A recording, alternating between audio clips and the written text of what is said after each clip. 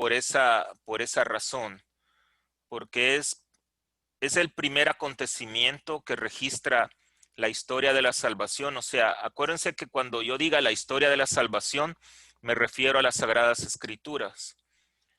Y los tres magos del Oriente o los tres reyes magos, ¿qué significan? Ellos somos nosotros. O sea que nosotros somos los reyes que venimos a adorar al Señor. Eso es lo que celebramos ese día. Pero cada uno puede identificarse con no me gusta decir los reyes magos, pero los magos del Oriente, digamos. Entonces ellos somos nosotros en nuestros tiempos. Ese día debería de ser especial para todos, digamos, tener un altarcito porque ese día es parte de la época de Navidad, ¿se recuerdan? Right. ¿Cuándo termina la Navidad, católicos?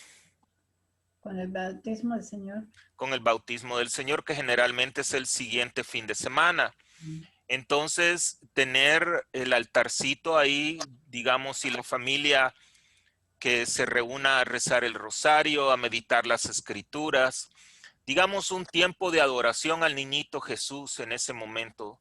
O sea, imitar lo que hicieron los reyes magos, digamos, los magos del Oriente que tuvieron que caminar por casi un año. Se recuerdan que les mencionaba eso, ¿no?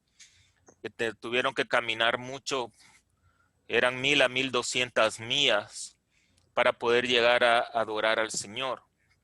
Entonces, eso es lo que pueden hacer. Yo creo que es algo muy importante, ¿verdad? Recordar, está bien las tradiciones. Miren, no es que sean malas las tradiciones, la rosca y todo eso está muy bien. Igual que Santa Claus en Navidad está bien, eso son tradiciones y está bien pasar un rato en familia, pero no perder de vista qué es lo importante y quién es el centro de todas las celebraciones, siempre.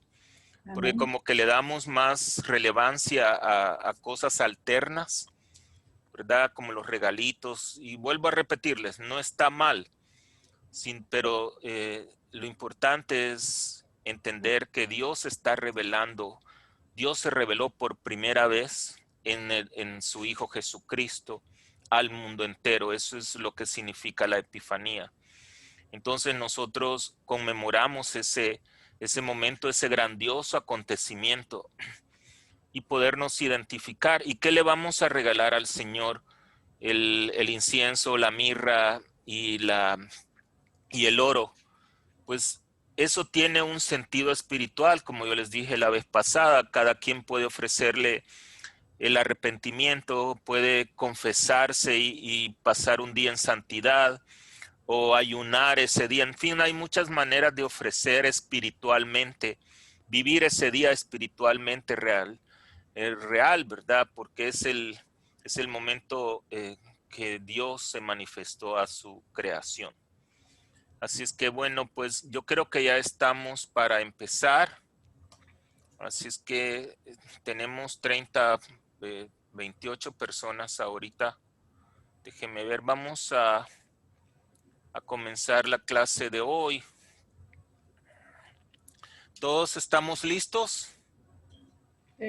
Bueno, pues lo único que les suplico, por favor, es que pongan en silencio sus aparatitos. Ya al final vamos a tener un poquitito de chancecito para poder compartir uh, lo que vayamos aprendiendo el día de hoy. El día de hoy les va a gustar mucho, ¿verdad? Porque vamos a ver la parte de uno de los sacramentos, que es el sacramento del bautismo. Ahí lo que estamos viendo, hay muchas cosas que no están en este libro, como yo se los dije, sino que yo quiero que me he preocupado por investigar otras cosas que yo creo que les puede ayudar bastante a ustedes. Sin embargo, lo único que les pido, por favor, es que tómense el tiempo luego de la clase en la semana para leer las escrituras, leer el catecismo. Si no tienen esa disciplina, esa constancia, esto se les va a olvidar rapidito, rapidito, ¿verdad? Y es la idea de todo esto es primero que entender el, este sentido de San Mateo, ¿verdad? Cómo San Mateo explica la vida de Jesús, pero también cómo la iglesia lo presenta ante el mundo. Todo eso es importante que nosotros lo conozcamos, así es que les suplico eso, que hagan un esfuerzo, es un estudio de Biblia realmente. ¿Alguien tiene el micrófono abierto? Por favor, les suplico que lo pongan en silencio todos. Bueno, María Teresa, usted lo tiene. Ya se lo puse, déjeme ver, ¿alguien más? También, bueno, estamos bien. Miren, si ustedes conocen a alguien que quiere participar en el estudio de Biblia, está bien, compártanle el enlace.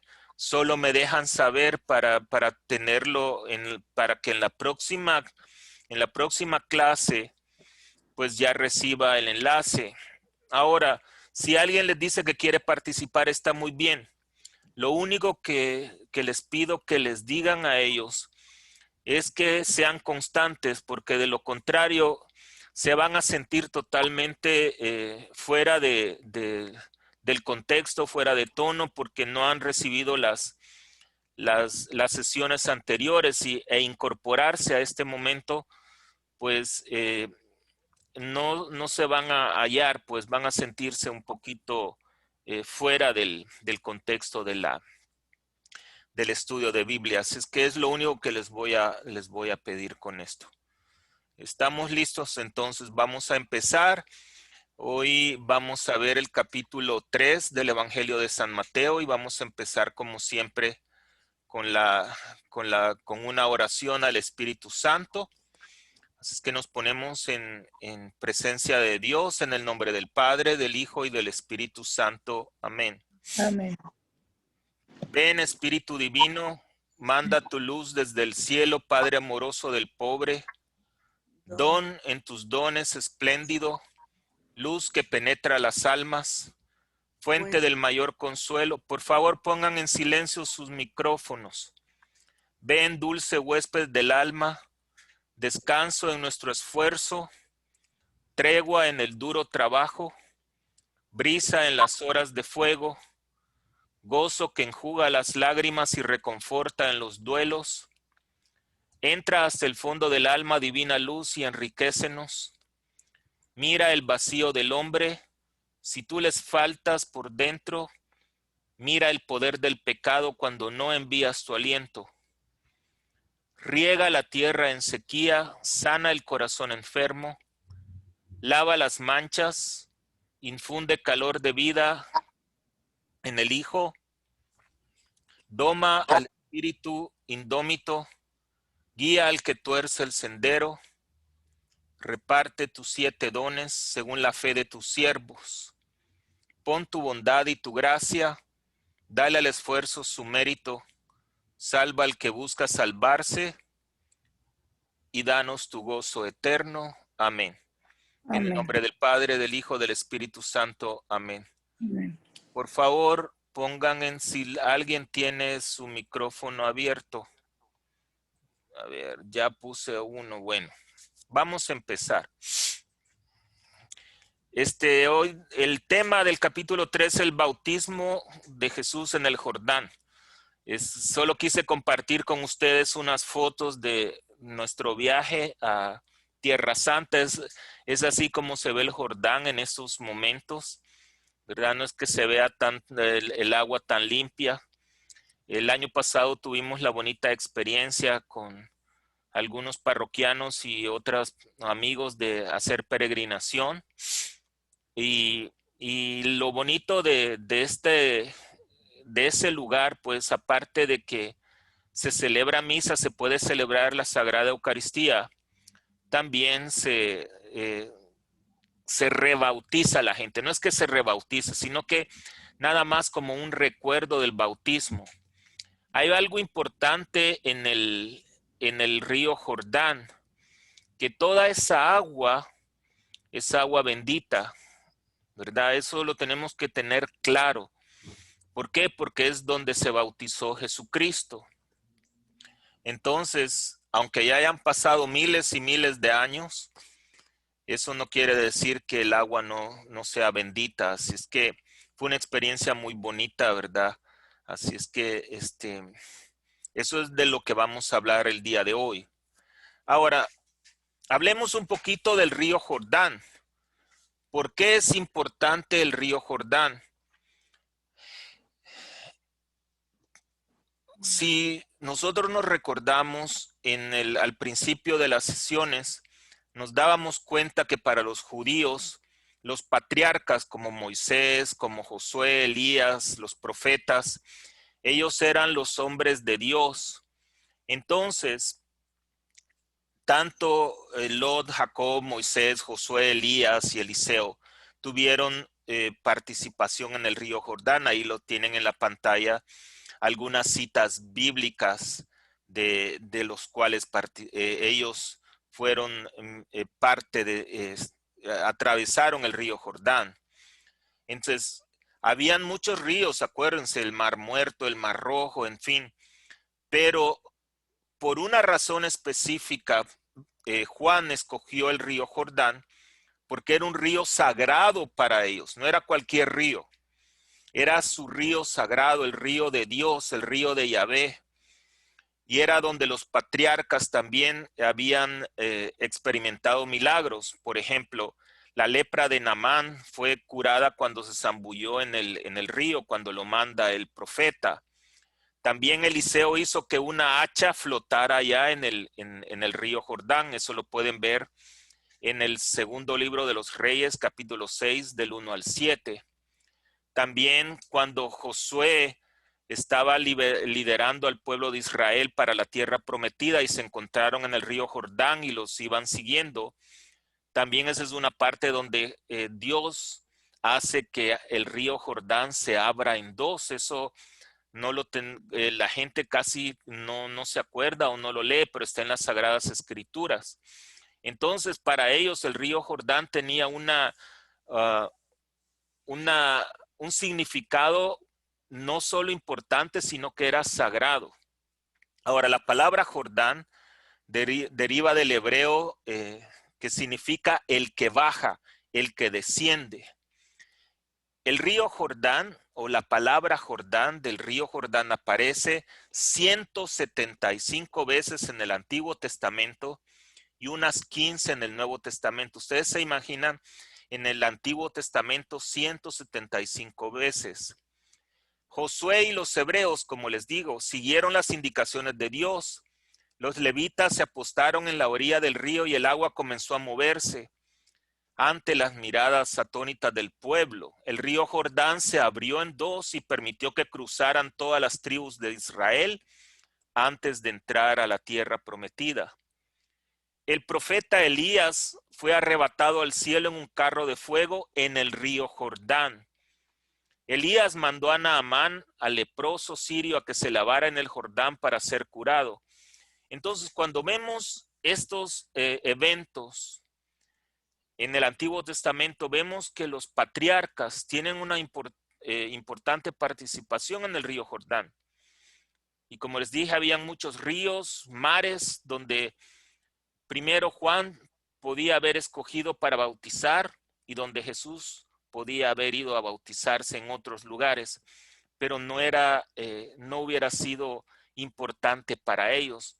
Esto está muy conectado con la descendencia de Jesús, ¿verdad? Porque él viene de David, de Moisés, de Elías, de todos ellos. Entonces, Jesús se presenta como el Mesías. Entonces, la participación de ellos están en los lugares sagrados para los judíos.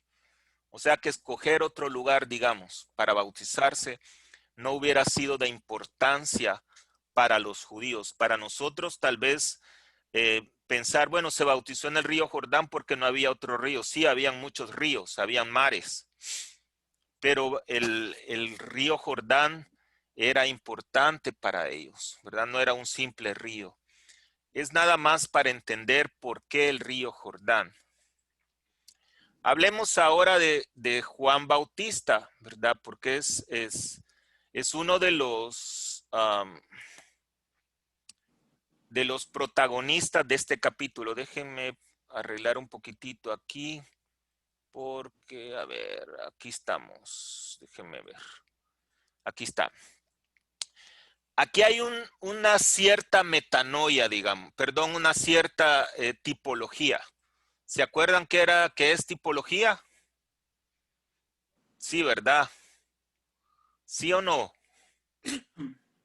Bueno, Sí, bueno. Sí, gracias porque sí, tienen... nos recordamos. Ok. Entonces, si ven las palabras de Juan Bautista con las palabras de Jesús.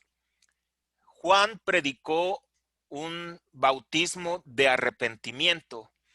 Fíjense, como estoy 100% seguro que leyeron el capítulo 3 de San Mateo, él dijo, conviértanse porque el reino de los cielos está cerca. Eso lo dice Juan Bautista en el capítulo 3. Y Jesús en el capítulo 4 dice, conviértanse porque el reino de los cielos está cerca, ¿verdad?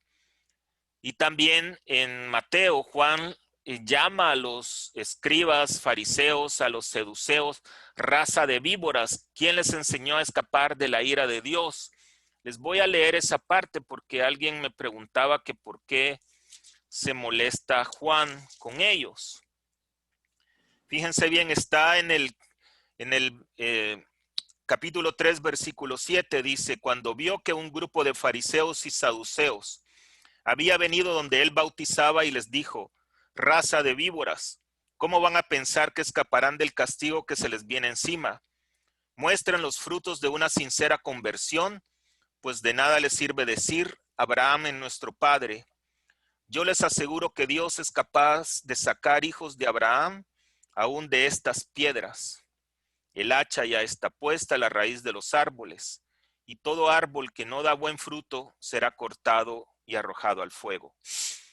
Si ustedes se recuerdan en la primera sesión, me parece que les hablé un poquitito de los tiempos de lo social, de los tiempos de Jesús, donde estaban el sumo sacerdote, los escribas, los fariseos, los seduceos, estaban los pecadores, los recaudadores de impuestos.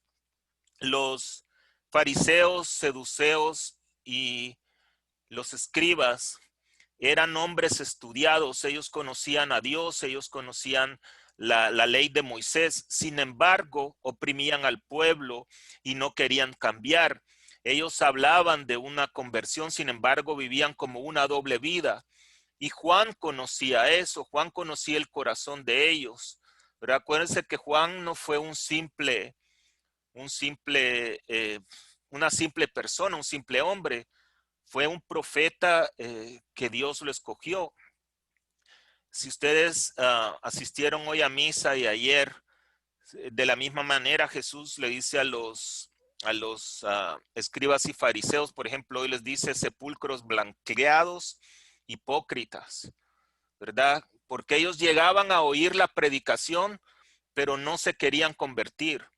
Únicamente llegaban para ver qué era lo que decía Juan en contra de Herodes en esa época, o qué decía Jesús en contra del César para acusarlo. Por eso es que Juan sabía que ellos no estaban no llegaron a bautizarse por convicción, sino que nada más para pensar en qué este hombre va a decir en contra de Herodes o en contra del César. Esta predicación de conviértanse y cambien se llama metanoia, ¿verdad? Los que me han escuchado aquí en la parroquia, muchas veces les he compartido esta definición. Metanoia es una transformación a partir de una renovación interior. O sea, cuando él dice conviértanse es ver la vida o vivir la vida desde otro punto de vista. Eso significa metanoia. Si uno no ve la vida de otro punto de vista, no va a cambiar. Entonces, uno no cambia porque solo quiera cambiar, sino que cuando tú ves y tú vives tu vida desde otro punto de vista, entonces cambiamos. Eso se llama metanoia, ¿verdad? Ahora, hay algo particular en San Juan Bautista. Su fiesta la celebramos el 24 de junio. Y saben que es el único santo, aparte obviamente de San José y de la Virgen María, que celebramos su nacimiento. De ahí todos los santos, lo que celebramos es su martirio, es cuando mueren. Entonces esa es una particularidad importante. La iglesia conoce a San Juan Bautista como el príncipe del santoral cristiano, ¿verdad? Hay algo interesante, ¿saben? Entre Juan Bautista y Jesús, que ellos no se conocían. Obviamente Jesús sabía de Juan Bautista, pero físicamente nunca se conocieron hasta que Jesús llega a bautizarse, ¿verdad? Si hemos leído las escrituras nos vamos a dar cuenta de eso. De acuerdo a la historia, pues, Juan Bautista, no dicen las escrituras no dicen que Zacarías y Sara murieron, pero acuérdense que ellos ya estaban mayores. Ya después del nacimiento de Juan no se sabe absolutamente nada. Sin embargo, las escrituras dicen que él, estando muy joven, ¿verdad? Se fue al desierto a predicar. Y dice que vivía nada más con piel de camello y se alimentaba de langostas y miel silvestre.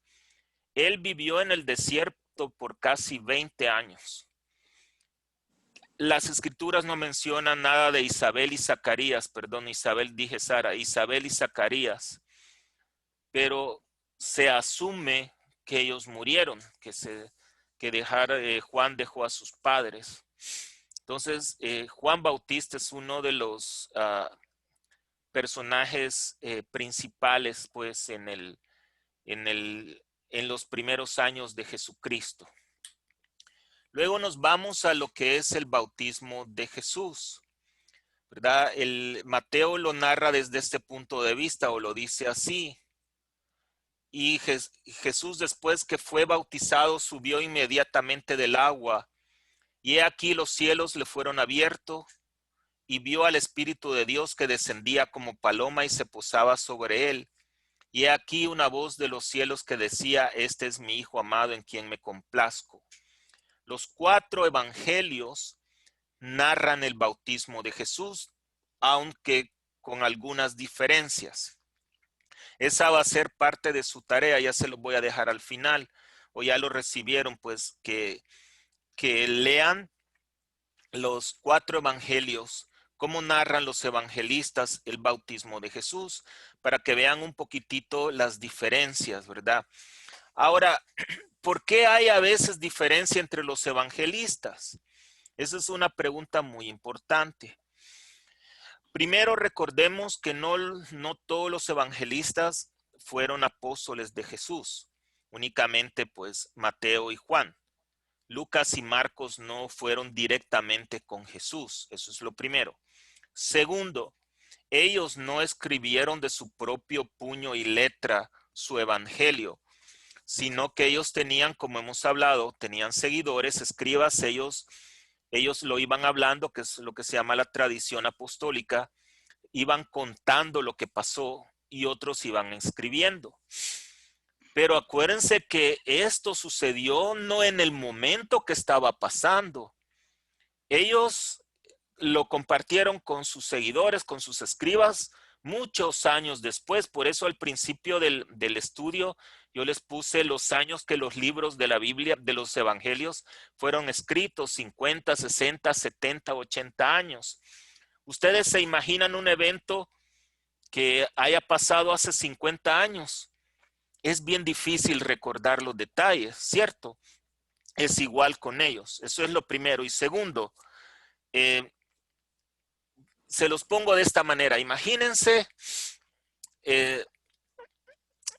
ahorita ustedes están escuchando una explicación del evangelio, ¿verdad? si yo les pido, ahora por favor escríbanme lo que yo dije, les apuesto que las 30 o todas las personas que están ahorita van a escribir todo completamente diferente. ¿Por qué? Porque no todos escuchan igual, no todos lo retienen igual. Es de la misma manera que pasó con los evangelistas. Dios es el autor, pero también los inspiró a ellos, ¿verdad? Para que escribieran lo que Dios quería. Pero eso es por eso van a encontrar ustedes diferencias entre en los 4 evangelios, ¿verdad? Porque lo escribieron 4 personas diferentes, personas que no anduvieron con Jesús, y también que Dios les inspiró otras cosas para compartir, para que el mundo se diera cuenta. Eso nos lleva a este punto que es donde yo quiero que por favor les suplico, pongamos atención de la importancia del sacramento del bautismo. Esto no se encuentra en el libro, sino que parte, pues yo lo he sacado del catecismo, pero también es algo que es necesario saber. Lo primero, ¿qué es un sacramento? Vamos a desarrollar 4 preguntas. ¿Qué es un sacramento? Si aparece la palabra sacramento en la Biblia, ¿por qué nosotros los católicos bautizamos a los niños? ¿Y cuáles son las gracias del bautismo? Esas son las preguntas. Déjenme ver, ok. ¿Qué es un sacramento? Sacramento es una gracia invisible de Dios que se manifiesta por medio de una acción visible de la iglesia. El catecismo lo describe de la siguiente manera. Los sacramentos son fuerzas que brotan del cuerpo de Cristo, que es la iglesia, ¿verdad? Siempre vivo y vivificante, y como acciones del Espíritu Santo que actúa en su cuerpo, que es la iglesia, y son las obras maestras de Dios en la nueva y eterna alianza. Lo que explica el catecismo es lo que yo les he puesto de qué es un sacramento. Les explico. Las gracias, la gracia de Dios no la podemos ver, por eso decimos, es una gracia invisible de Dios que se manifiesta por medio de una acción visible de la iglesia. ¿Cuál es la gracia en el bautismo? La gracia es que la persona queda limpio del pecado original o de los pecados y recibe el Espíritu Santo. Esas son las gracias, pero no las vemos. ¿Cuál es la acción visible de la iglesia? La acción visible de la iglesia es el ministro, el agua y las palabras. Yo te bautizo en el nombre del Padre, del Hijo y del Espíritu Santo. Otro ejemplo, el sacramento de la reconciliación. Cuando vamos a la confesión, recibimos el perdón de los pecados, pero no lo vemos. Esa gracia es una gracia invisible de Dios, recibimos ese perdón. ¿Cuál es la acción visible de la iglesia? Es la absolución. Cuando decimos, Padre misericordioso y bondadoso, que por la muerte y resurrección de tu Hijo reconciliaste al mundo contigo mismo y enviaste a tu Espíritu Santo para el perdón de los pecados, por intermedio de la iglesia, que Dios te dé el perdón y la paz, yo te absuelvo todos sus pecados en el nombre del Padre, del Hijo y del Espíritu Santo. Entonces, esa es la acción visible de la iglesia. Y la acción invisible, pues, de Dios, o la gracia invisible, es que ya la persona está libre del pecado. Hay algo importante en el sacramento, que es un bautismo trinitario, ¿verdad? Las palabras en el bautismo es: yo te bautizo en el nombre del Padre, del Hijo y del Espíritu Santo. Porque así fue lo que dijo Jesús. No sé si han leído la noticia de la arquidiócesis de Detroit, de este sacerdote, el padre Hood. Leyeron la noticia. Resulta de que en el día de su cumpleaños, el papá de este sacerdote le envió unos videos de toda su infancia al padre Hood. Y el padre vio cuando había un video de su bautismo. Entonces, el diácono que lo bautizó a él, para que se oyera más bonito, supuestamente, dijo: We baptize you in the name of the Father and of the Son and of the Holy Spirit. En español es, nosotros te bautizamos. Entonces, el padre Hood habló con su obispo y le explicó la situación. El tema fue llevado hasta la Santa Sede. ¿Y saben lo que pasó? Que ese bautismo es inválido. O sea que todos los sacramentos de ese sacerdote son inválidos. O sea, de que después del bautismo recibió el sacramento de la comunión y de la confirmación y las órdenes sagradas. Entonces, todos sus sacramentos, incluyendo las órdenes sagradas, son inválidas. Todas las misas que él celebró son inválidas. Todos los sacramentos que él administró son inválidos. ¿Por qué? Por una simple palabra de un diácono. Imagínense qué grave el padre, pues lo que ha hecho ahorita la iglesia es volverle a reinstalar, digamos, los sacramentos, pero lo bautizaron como se debe bautizar y ha recibido los sacramentos como debe de ser. Pero toda su labor como sacerdote, o sea que lo que está haciendo la diócesis ahorita en Detroit es contactar a todas las personas que él casó, que administró los sacramentos porque los tienen que recibir otra vez. ¿Qué les parece? Que no fueron válidos por una simple palabra. Nosotros no podemos cambiar absolutamente nada porque el sacerdote lo hace en nombre de la iglesia, no es uno personal. Por eso es importante. Ahora, la palabra sacramento en la Biblia, aparece la palabra sacramento en la Biblia. Esto es muy importantísimo, por favor. La palabra como palabra sacramento no aparece, porque recuerden que en el Nuevo Testamento, el Nuevo Testamento se escribió en griego, en hebreo y en latín. Entonces, aparece la palabra en el lenguaje original como mysterium. Mysterium en griego significa sacramentum. Ahí tienen en la Biblia Vulgata, ahí tienen la palabra sacramentum. ¿La ven? Yo no lo puedo leer porque no puedo leer griego. Entonces, sacramentum es en latín. Entonces, de acuerdo a Peter Lombard, que es un teólogo, misterio significa sacramento. Al traducirlo al inglés es sacraments y al traducirlo al español es sacramento. Entonces, la palabra, si tuviéramos una Biblia en griego y pudiéramos leer griego, sí dice la palabra sacramento, obviamente en este lenguaje. ¿De dónde viene? Y sí lo menciona San Pablo, miren, en la primera carta a los Corintios, capítulo 4, del 1 al 2. San Pablo dice, por tanto, que los hombres nos consideren. Recuerden que en ese momento ya los apóstoles ya estaban formando la iglesia de Jesús. Jesús ya había establecido la iglesia en San Pedro. Ya era Pedro el primer papa en esa época, ¿verdad? Que los hombres nos consideren como servidores de Cristo y administradores de los misterios de Dios. Acuérdense que cuando hablamos de los sacramentos, dijimos que eran gracias invisibles de Dios. Ahora bien, dice, lo que se requiere de los administradores es que cada uno sea hallado fiel. Ahora, ¿qué es lo que dice el sacerdote cuando va a empezar la misa?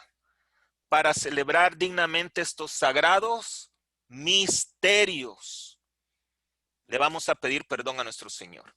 Entonces, ¿cuál es ese misterio que vamos a celebrar? El sacramento de la Eucaristía.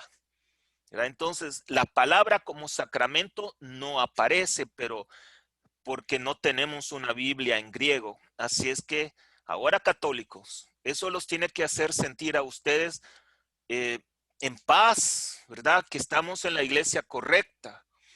y que lo que ha establecido, recuerden que los sacramentos los estableció Jesucristo, ¿verdad? Son los sacramentos dados por Jesucristo. Y todo lo que estableció Jesucristo es lo que predica la iglesia. Entonces sí hay argumentos para hablar con alguien si ustedes les quieren explicar a alguien lo que significa si aparece la palabra sacramento. ¿Por qué bautizar a los niños pequeños? Esa es otra pregunta que la gente hace. Y saben, la pregunta que dice la gente, bueno, ¿y por qué la iglesia bautiza a los niños si Jesucristo se bautizó grande? Con todo respeto, eso es ignorancia. Ya les voy a explicar por qué. Primero vamos a aclarar por qué bautizar a los niños pequeños. Primero, porque es un mandato de Jesús. Jesús dijo, toda potestad me es dada en el cielo y en la tierra. Por tanto, id y haced discípulos a todas las naciones. ¿Cómo los van a hacer discípulos? Bautizándolos en el nombre del Padre y del Hijo y del Espíritu Santo, enseñándoles que guarden todas las cosas, etcétera. Cuando dice a todas las naciones, bautizando a toda la gente, no dice, miren, pero solo bauticen a los que estén ya mayores, a los que tengan de 15 para arriba, entonces a esos bauticen. No, señores. Bauticen a todos los que no están bautizados. Eso es lo que él está diciendo. Pero hay otra lectura también. En el libro de los Hechos de los Apóstoles, Pedro les contestó, a Pedro le preguntan los soldados que recuerden que hubieron 3,000 convertidos en la primera prédica de San Pedro. Y ellos le dijeron, ¿qué debemos hacer para convertirnos? Y Pedro les contestó, arrepiéntanse y que cada uno de ustedes se haga bautizar en el nombre de Jesús el Mesías para que, fíjense bien, ¿por qué? Para que sus pecados sean perdonados. Entonces recibirán el don del Espíritu Santo, porque el don de Dios es para ustedes y para sus hijos, y también para todos aquellos a los que el Señor nuestro Dios quiera llamar aún que estén lejos. Y cuando Pedro dice para sus hijos, y ahí les pongo la cita bíblica, no dice, miren, pero sus hijos que sean mayor de edad. No dice eso Pedro. ¿Por qué hay que bautizar a los niños? Primero, para la salvación, para el perdón de los pecados, para que reciban el Espíritu Santo y también para que sean miembros de la iglesia. Entonces, eso es lo primero de bautizar a los niños pequeños. Padre, Dígame. nada más me gustaría hacer un comentario. Soy Vicky. Como le he platicado anteriormente, un cuñado mío es protestante. No cree en estas cosas. Él siempre me alega cuando hemos tocado los temas de la iglesia que cómo sabemos que lo que dicen los que escribieron fueron sus palabras de ellos, que porque se pudieron ver cambiado. Y solamente yo le digo que lo tenemos que creer por fe. Mire, Vicky. Mande. Gracias por su pregunta.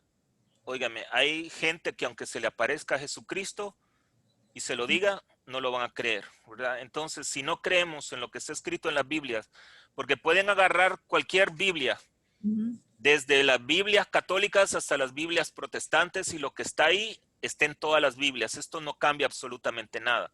Entonces, cuando la gente rechaza lo que dice las Sagradas Escrituras, es una manera de decir, bueno, yo quiero vivir mi vida como yo quiero porque no creo en eso. Entonces, convencer a alguien cuando las cosas están claras es muy difícil. Okay. Ahora, ¿por qué bautizar a los niños pequeños? Por sentido común, padres de familia, por el amor de Dios. Los padres tienen la obligación de educar, proveer y guiar a sus hijos, no solo en lo material, sino que en lo espiritual. Miren, a veces yo escucho a los padres de familia decir, no, es que yo quiero que mi hijo, porque ya he tenido conversaciones con personas, con padres de familia que me dicen, mire, yo quiero que mi hijo, cuando sea mayor, escoja su propia fe. ¿Verdad? Ya lo he oído. Y entonces le digo yo a la señora, pues me parece muy bien. Entonces, señora, quiere decir que usted no le da de comer a su hijo y no lo viste entonces. Ah, ¿cómo no? Me dijo. Entonces, ¿Por qué no lo deja que crezca para que escoja su comida que quiera comer y la ropa que quiera vestir? ¿O solo es la parte espiritual? O sea, los padres de familia tienen la obligación de proveer tanto lo material y espiritual. Y estamos hablando del bautismo. El bautismo es universal. Cuando el niño es bautizado en el nombre del Padre, del Hijo y del Espíritu Santo, es para cualquier iglesia, sea católica o sea protestante. Si ya falta uno de los tres, ya no es un bautismo válido, porque eso es lo que dijo Jesús. Bautícenlos en el nombre del Padre, del Hijo y del Espíritu Santo. Y también para la santificación de sus hijos. Fíjense bien lo que dice la primera carta a los Corintios, capítulo 7 al 14. Porque el marido que no es creyente, imagínense una pareja que el marido no es creyente, es santificado por su mujer porque la mujer es creyente. Y la mujer que no es creyente es santificada por su marido que es creyente. De otro modo, vuestros hijos serían impuros, mas ahora son santos. ¿Qué significa? Que si en una pareja uno de los dos no es creyente, digamos que en la pareja el hombre y la mujer, digamos que el hombre no es creyente y la mujer sí lo es. Entonces, el hombre se santifica por medio de la mujer, de la fe de la mujer y sus hijos. Eso lo dice Pablo. ¿Verdad? Entonces, esas son las razones por qué hay que bautizar a los niños cuando son pequeños. Ahora, ¿y por qué Jesús se bautizó cuando era grande? Porque en esa época no había bautismo de agua en el Espíritu. No existía. En los tiempos de Jesús lo que había era nada más la circuncisión, ¿se recuerdan? Y Jesús fue circuncidado también. Jesús estableció el bautismo. Entonces, a Jesús lo circuncidaron también.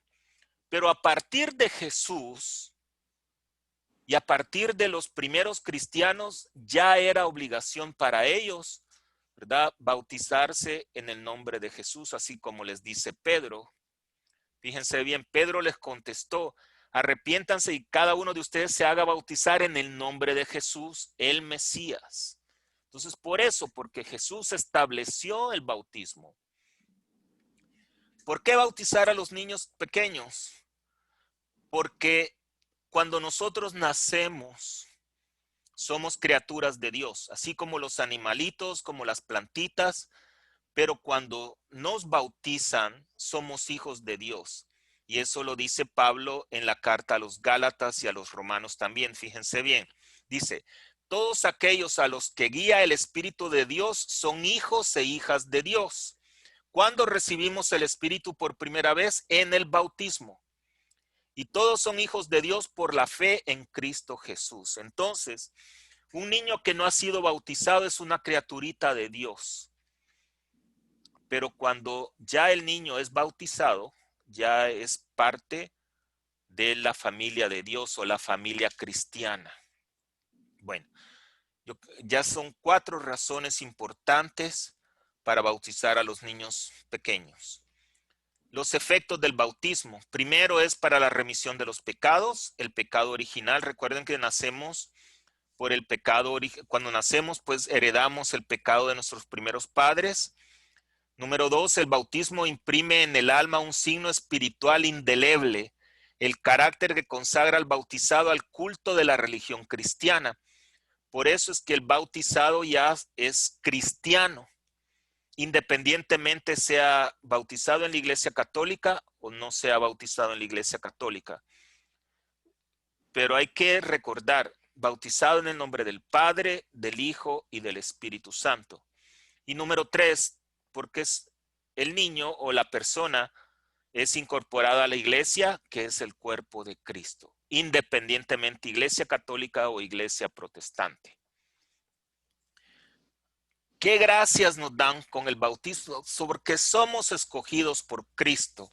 Miren, esto me gusta a mí y me encanta a veces discutir con los protestantes. ¿Por qué? Porque los protestantes te dicen: ¿ya aceptaste a Jesucristo? Es lo primero que te dicen. Ustedes díganle, yo no he aceptado a Jesucristo, Jesucristo me escogió a mí. ¿Qué les parece? ¿Qué tal? No escogemos a Cristo, Él nos escoge a nosotros. Y eso lo dice la carta a Tito, dice, Él nos salvó y nos escogió, no por obras de justicia que hubiésemos hecho nosotros, sino según su misericordia, por medio del bautismo y de la renovación del Espíritu Santo. Esta renovación del Espíritu Santo es la confirmación, ya la vamos a ver más adelante. Entonces, por medio del bautismo, Dios nos llama, somos escogidos. Eso es lo que significa el bautismo, que el Señor nos ha escogido a nosotros por medio del Espíritu Santo. Así es que si un hermanito protestante les dice, ¿ya aceptaste a Jesucristo? Díganle, no lo he aceptado, si mejor que eso, Él me escogió a mí, me llamó a mí, me separó a mí del mundo por medio del bautismo. Interesante, ¿verdad? Ahora, un solo bautismo y una sola iglesia. En la carta a los Efesios dice Pablo, hay un cuerpo y un espíritu, como sois también llamados en una misma esperanza de vuestra vocación, un solo Señor, una misma fe, un solo bautismo, un Dios y Padre de todos, el cual es sobre todas las cosas y por todas las cosas y en todos vosotros. Y esa lectura bíblica está en todas las Biblias, protestantes, no protestantes y católicas. No habla de muchos señores, no habla de muchas fe, no habla de muchos bautismos, habla un solo Señor, Señor Jesucristo, una misma fe, que es la fe universal, que en griego significa Iglesia Católica, un solo bautismo, un Dios y el Padre de todos. La palabra universal en griego significa católico, o sea que es la Iglesia Católica. Nuevamente les vuelvo a repetir, recordemos que el Nuevo Testamento se escribió en griego, latín y en hebreo. Obviamente yo no conozco yo no puedo hablar, apenas puedo hablar español, inglés y hace otro idioma, pues mucho menos. Y estoy aprendiendo Tex-Mex aquí con todos los de San Antonio, pues ustedes se imaginan.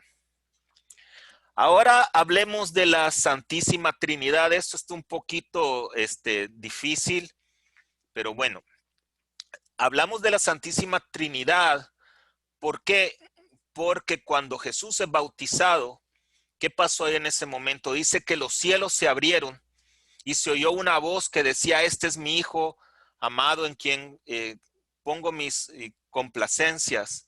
Y bajó una paloma del cielo, dice las Escrituras. Nuestra fe, la fe de la Santísima Trinidad. Dice la iglesia que, primero la iglesia dice que el misterio de la Santísima Trinidad es el misterio central de la vida cristiana. No es la Eucaristía, o sea, el misterio central es el centro de todo.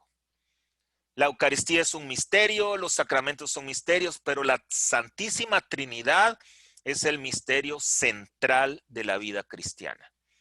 Lo que enseña el catecismo es lo siguiente, dice, no confesamos tres dioses, sino un solo Dios en tres personas.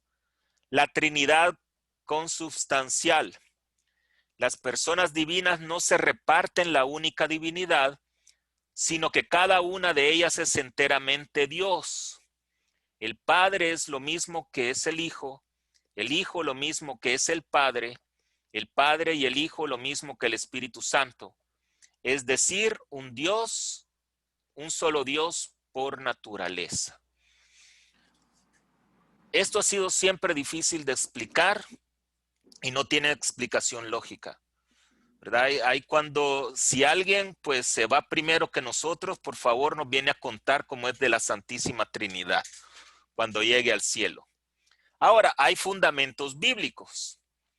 En el libro del Génesis, capítulo 1, 26 dice, hagamos al hombre a nuestra imagen según nuestra semejanza. Ya Dios hablaba de más de una persona.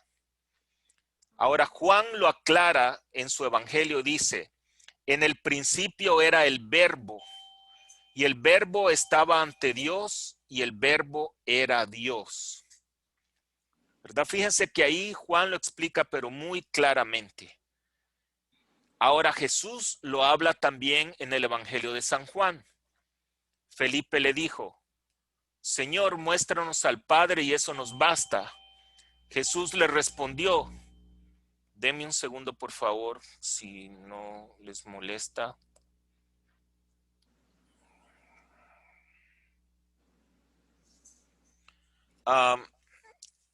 Felipe les dijo, Señor, muéstranos al Padre y eso nos basta. Jesús le respondió, hace tiempo que estoy con ustedes y todavía no me conoces, Felipe.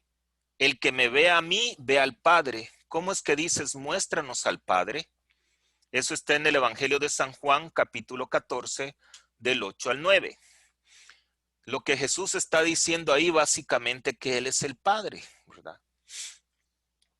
Ahora, en la primera carta de Juan dice el evangelista, porque tres son los que dan testimonio en el cielo, el Padre, el Verbo y el Espíritu Santo, y estos tres son una misma cosa. Como les digo, la palabra Trinidad no aparece, pero claramente las escrituras nos muestran que el Padre, el Hijo o el Verbo, pues, que es la palabra, y el Espíritu Santo son una misma cosa.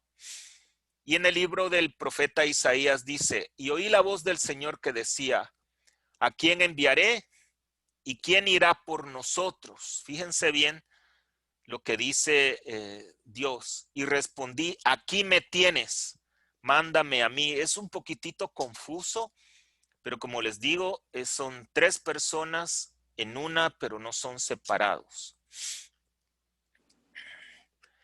Ahora, ¿cuáles son las funciones de la Santísima Trinidad? Eso es muy importante que lo tengamos en cuenta. Déjenme, aquí tengo las Sagradas Escrituras porque les voy a leer algo. Dios Padre. El Padre es el recurso o causa esencial de el universo. Eso está en la carta a los Corintios, 1 Corintios, del capítulo 8, versículo 6. Escuchen. Pero para nosotros hay un solo Dios, el Padre. Todo viene de Él y nosotros vamos hacia Él. Y hay un solo Señor, Cristo Jesús. Todo depende de Él y de Él dependemos nosotros. Entonces, Dios Padre, la función es que Él creó el universo, dependemos de Él. Número 2, Dios Padre es la revelación divina. Está en el libro del Apocalipsis. Dice 1:1, dice, esta es la revelación de Jesucristo. Dios se la dio para enseñar a sus servidores lo que va a suceder pronto. Entonces, Dios es la revelación divina. ¿Cómo se llama eso? Se llama epifanía, ¿verdad? La revelación divina. Número 3, Dios es la salvación. La salvación es un regalo de Dios. La iglesia no salva a nadie, ni por las obras que hagamos o no hagamos. Dios da la salvación a quien quiere darle la salvación. Y número 4, la función es las obras humanas de Jesús son hechas por medio del Padre. Si ustedes se recuerdan en todos los milagros, especialmente la multiplicación de los panes y todo eso, siempre Jesús hacía una oración al Padre. Por eso es que que son las obras humanas de Jesús. ¿Cuáles son las obras, la función de Dios Hijo? La creación y el mantenimiento del universo, lo mismo que acabamos de leer de los Corintios, ¿verdad? Jesús es la revelación divina, que es la epifanía. Jesús es la salvación. Acuérdense que dijo Jesús, yo soy el camino, la verdad y la vida. Nadie viene al Padre si no es por mí. El Padre hace todas las cosas a través del Hijo. Estamos de acuerdo en eso, ¿verdad? Que todo lo que hacía Jesucristo era por medio de Dios, porque Dios así lo quiere. Dios Espíritu Santo. Nuevamente, Dios es la creación y mantenimiento del universo. Está en el libro del Génesis, se los voy a leer. Escuchen. En el principio, cuando Dios creó los cielos y la tierra, todo era confusión y no había nada en la tierra. Las tinieblas cubrían los abismos mientras el Espíritu de Dios aleteaba sobre las superficies de las aguas. O sea que Dios Espíritu Santo, y ahí dice, el Espíritu de Dios aleteaba sobre la superficie. O sea de que también el Espíritu Santo ya estaba desde la fundación del mundo, desde la creación. El Espíritu Santo también es la revelación divina, o sea, la revelación de Dios. El Espíritu Santo es la salvación. Solo aquellos que son guiados por el Espíritu de Dios, el Espíritu Santo, pueden encontrar la salvación, ¿verdad? Ningún otro espíritu nos lleva hacia la verdad más que el Espíritu Santo. Y también las obras de Jesús son hechas por medio del Espíritu Santo. Por ejemplo, la Eucaristía. Nosotros como católicos creemos en la presencia real de Jesús en la Eucaristía. Entonces, cuando el sacerdote va a consagrar, ustedes les pido que la próxima vez que asistan escuchen las palabras de consagración.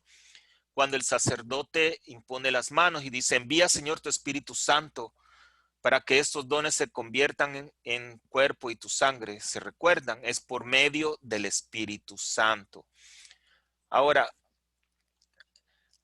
déjenme pasar acá y luego me regreso a la otra. Esta es una imagen visual de la Santísima Trinidad. Dios es el centro, ¿verdad?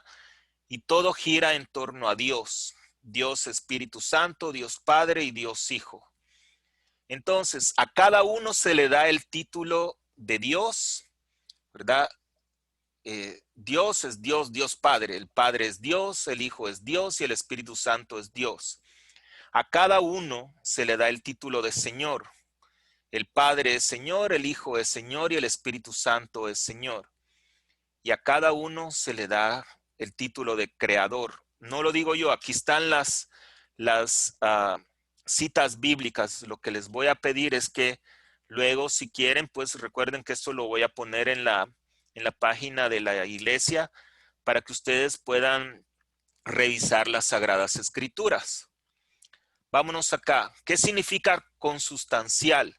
Que eso es lo que decimos en el credo. De acuerdo al diccionario, la palabra consustancial es que forma parte de las características esenciales de una cosa. Dice, tener dotes de mando es consustancial al cargo que ocupa, que es de la misma sustancia, naturaleza o esencia. Eso es la misma sustancia, naturaleza o esencia. Eso es cuando decimos, cuando estamos profesando nuestra fe. ¿Cómo lo explica el catecismo? Es un poco más complicado de entender, pero se los leo. La fe católica es esta, que veneramos un Dios en la Trinidad y la Trinidad en la unidad, no confundiendo las personas ni separando las sustancias. O sea, la sustancia se refiere al Padre, al Hijo y al Espíritu Santo. Una es la persona del Padre, otra la del Hijo, otra la del Espíritu Santo. Pero del Padre y del Hijo y del Espíritu Santo, una es la divinidad, igual la gloria, coeterna la majestad. Es un poco difícil, ¿verdad? Pero como les digo, por eso la iglesia dice que el misterio de la Santísima Trinidad es el misterio central de la vida cristiana. A ver, católicos, ¿cuál es la manera correcta de decir el gloria? Gloria al Padre, gloria al Hijo y gloria al Espíritu Santo, o gloria al Padre y al Hijo y al Espíritu Santo. A ver, contéstenme, pueden activar sus micrófonos. La segunda, padre. Segunda. La segunda. La segunda. O sea que no le damos gloria al Padre, digo, solo gloria al Padre y a los demás no. Es la primera. Es la unidad. Es la unidad. A ver, miren. Perdone la ignorancia, Father. Yes, sir. Pero ¿Cuál es la diferencia entre las dos? Ese es lo que voy a preguntar ahora. ¿Cuál es la diferencia? Porque en la primera estás citando a cada uno y en la Oh. segunda estás incluyendo a todos en una sola, porque son los tres en uno solo. ¿Quién habló? Dígame su nombre.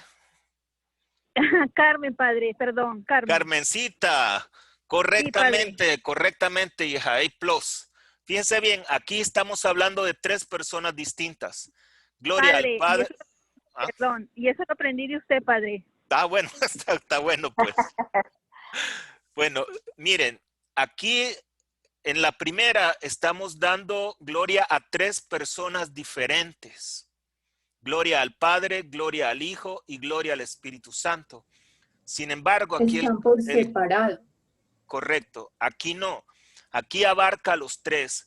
¿Qué fue lo que dijo Jesús cuando envió a sus discípulos? Bautícenlos en el nombre del Padre y del Hijo y del Espíritu Santo. No dijo, bautícenlos en el nombre del Padre, bautícenlos en el nombre del Hijo y bautícenlos en el nombre del Espíritu Santo. No. Esa es la Trinidad. Entonces, por favorcito, les suplico cuando recen el rosario, no cometan ese error monumental, porque yo, sobre todo en español, en inglés no hay problema. En inglés decimos, glory be to the Father, and to the Son, and to the Holy Spirit, right? Pero en español la gente, otra vez, porque se oiga bonito, dicen gloria al Padre, gloria al Hijo y gloria al Espíritu Santo. Eso es incorrectamente incorrecto. La Santísima Trinidad es que vivimos en el Padre, ¿verdad? Porque somos hijos de Dios. Ya no vivimos en el mundo, nos mueve el Espíritu de Dios por la sangre de Cristo en la cruz.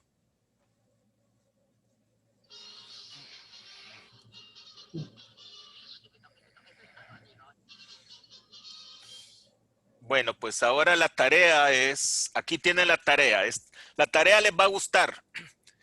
Primero, leer el capítulo 4 del Evangelio de San Mateo. Quisiera que leyeran un poquitito más, por favor, del misterio de la Santísima Trinidad. Aquí en el Catecismo de la Iglesia Católica del 232 al 267. Y en esta tabla, vean los ministerios de Jesús desde el punto de vista de Marcos, Mateo, Lucas y Juan.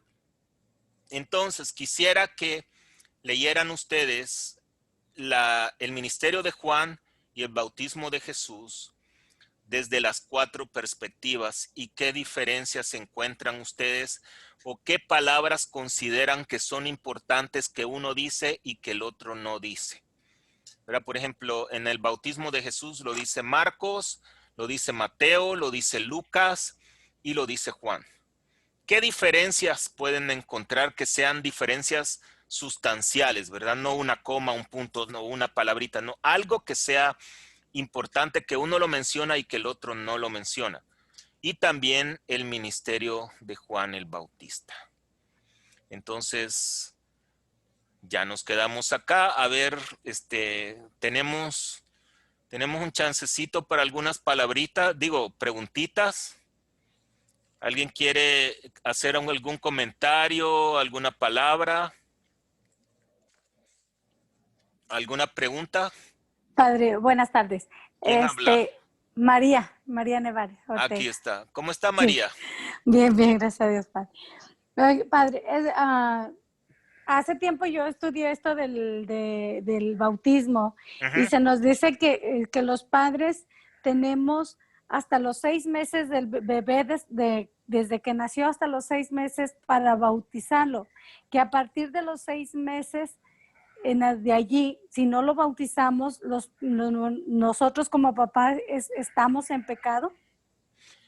¿Qué cree usted? Que sí.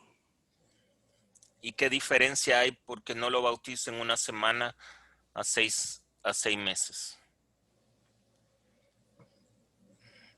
Miren, un niño pequeñito, digamos, de recién nacido o de 6 meses, digamos, o 1 año, digamos, que muera sin el bautismo, esta es mi opinión. Yo creo en un Dios de misericordia y yo no creo que un niño se condene, que se vaya al infierno, se va al purgatorio, ¿verdad? ¿Cuál sería el pecado de los padres de no bautizar al hijo?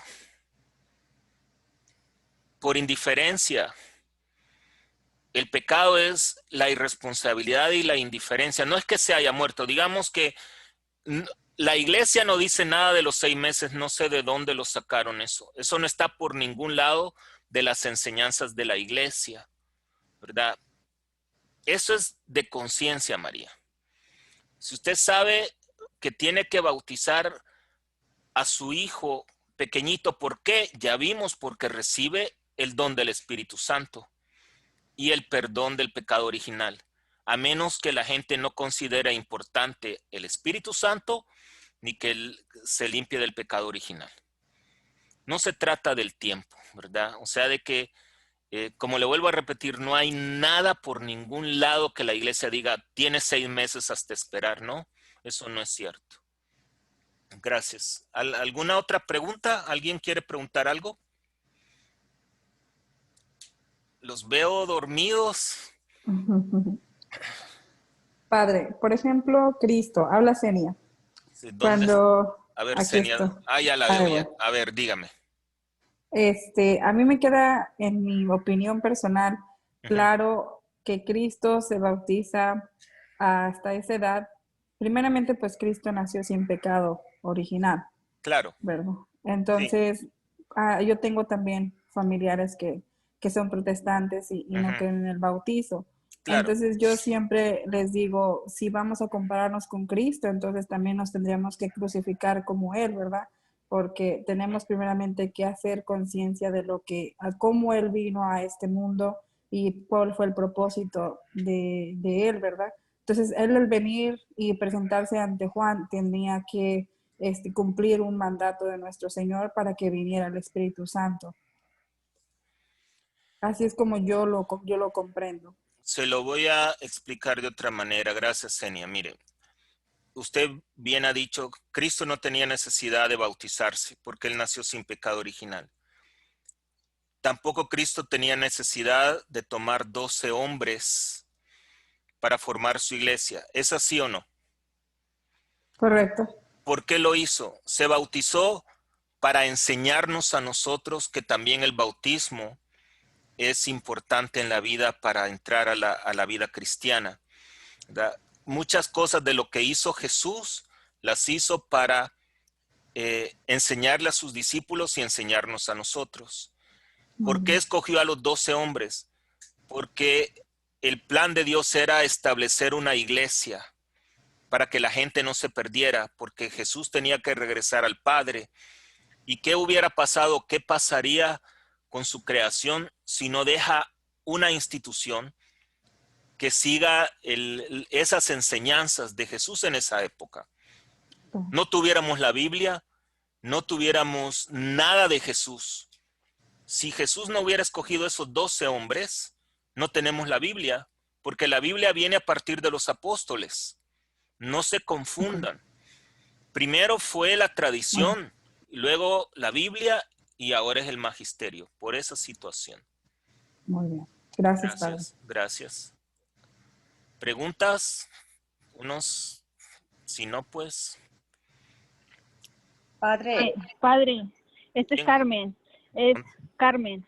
Es como en el ejemplo que nos da Jesús lavando los pies a los discípulos, ajá. Cuando Pedro no quería lavarse los pies, ¿verdad? O lavarle los pies, y él les dijo, ¿verdad? Si tú no haces esto, no me estás entendiendo. Correcto. Lo que quiero hacer. Ajá, eso era todo, Padre, como el ejemplo de Jesús que nos dio para hacer. Y Jesús les dijo, si yo soy el maestro, yo no he venido para ser servido, sino que para servir. Ese es un ejemplo perfecto, realmente. Gracias. ¿Alguien más que quiera hacer algún comentario, preguntas? Sin pena.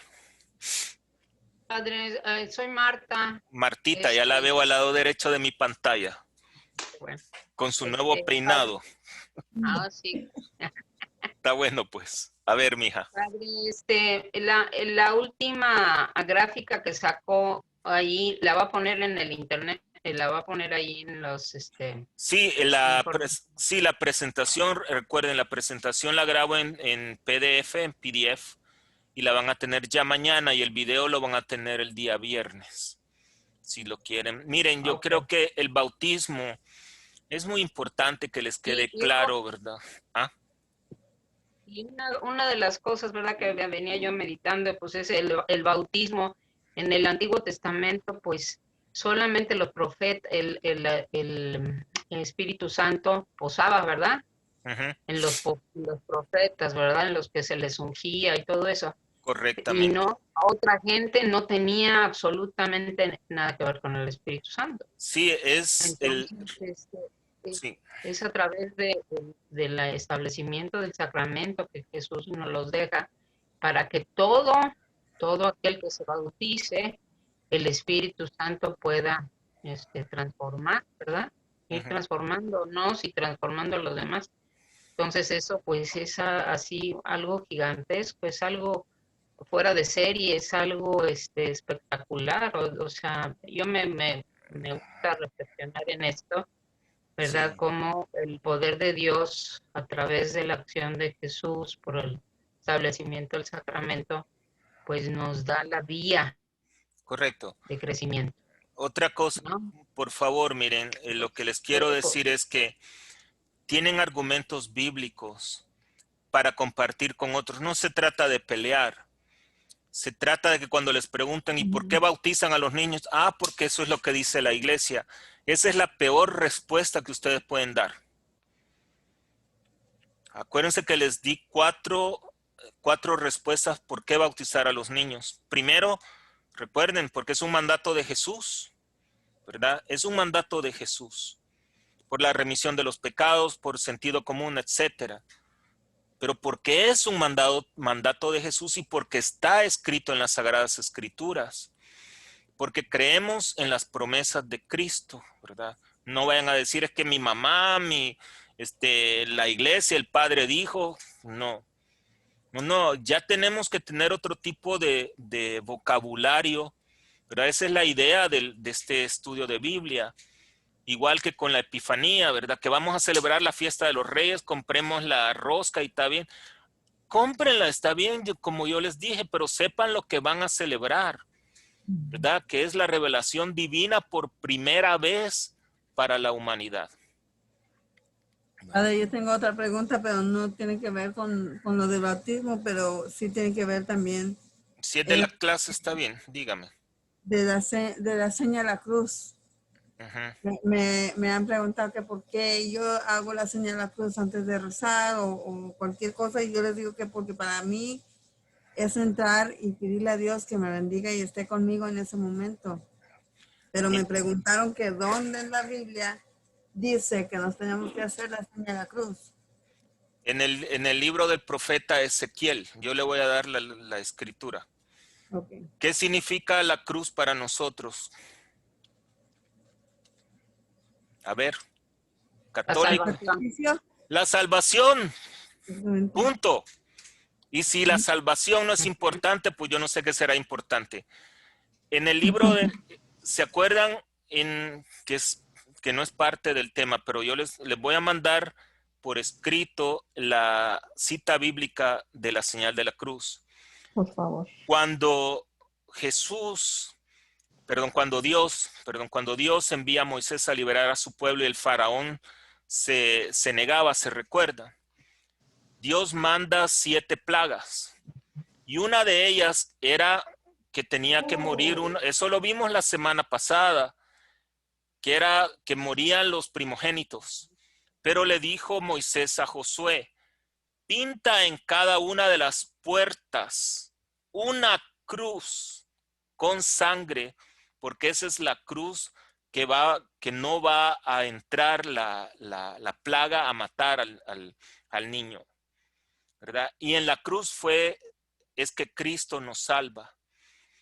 pero hacerse la señal de la cruz en la frente, lo dice el profeta Ezequiel.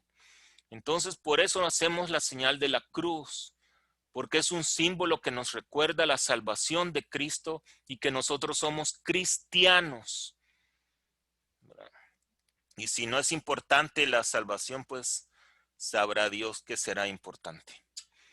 Bueno, jóvenes, yo creo que ya, perdonen que nos llevamos mucho tiempo. Les agradezco mucho, de veras, disfrutamos con Puma aquí la clase, ¿verdad? Espero que ustedes también la hayan pasado bien. Les pido que hagan mucha oración con esto, ¿verdad? No se queden y ya que ya se acabó, no.